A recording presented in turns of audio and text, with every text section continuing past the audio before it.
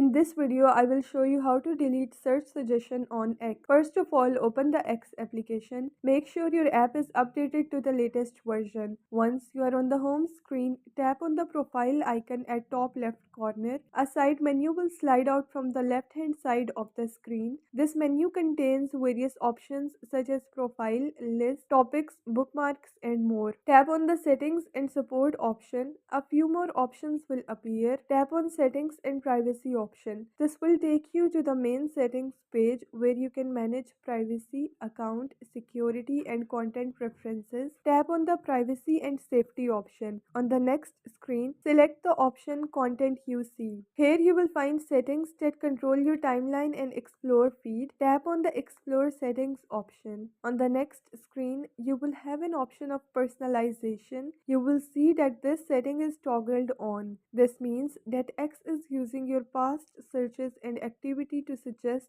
search results. Toggle it off to disable the search suggestions. This will immediately stop personalized search suggestions from appearing when you use the search bar. And this is how you can delete search suggestions on X.